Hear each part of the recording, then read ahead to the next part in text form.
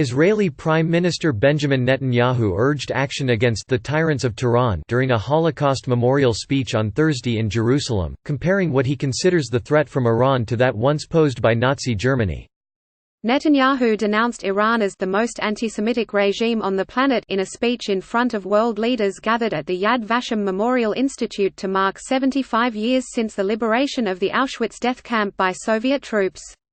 The Israeli Prime Minister went on to thank U.S. President Donald Trump and Vice President Mike Pence, who was in attendance, for confronting Iran. However, Netanyahu told world leaders, "We have yet to see a unified and resolute stance against the most anti-Semitic regime on the planet, a regime that openly seeks to develop nuclear weapons and annihilate the one and only Jewish state. Israel will do whatever it must do to defend our state, defend our people, and defend the Jewish future," he said, vowing, "There will not be another Holocaust." Tehran denies it is trying to build a nuclear bomb and accusations of anti-Semitism, insisting while it opposes Israel and supports the Palestinian cause, it has no problem with Jewish people, including its own Jewish minority.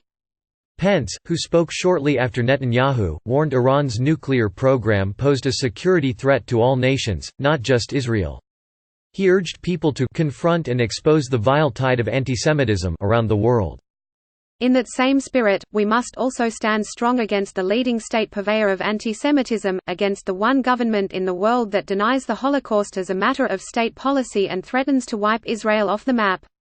The world must stand strong against the Islamic Republic of Iran, Pence said. No immediate reaction was available from Iranian officials. Tensions between the US and Iran escalated after a US air raid killed Qasem Soleimani, head of Iran's elite Quds force, on January 3 with fears of all-out war breaking out. A high-level delegation of Muslim religious leaders visited Auschwitz on Thursday along with a Jewish group in what organizers called the most senior Islamic leadership delegation to visit the site of the Nazi death camp. The interfaith visit came 4 days before the 75th anniversary of the January 27, 1945, liberation of the camp by the Red Army.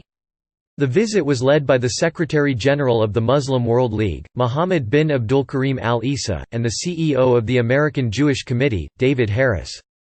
In a statement, the AJC said al-Isa, who is based in Mecca, Saudi Arabia, led a delegation of 62 Muslims, including 25 prominent religious leaders, from some 28 countries on several continents. It called the visit groundbreaking.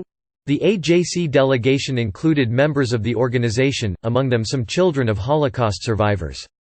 To be here, among the children of Holocaust survivors and members of the Jewish and Islamic communities, is both a sacred duty and a profound honor, al-Isa said.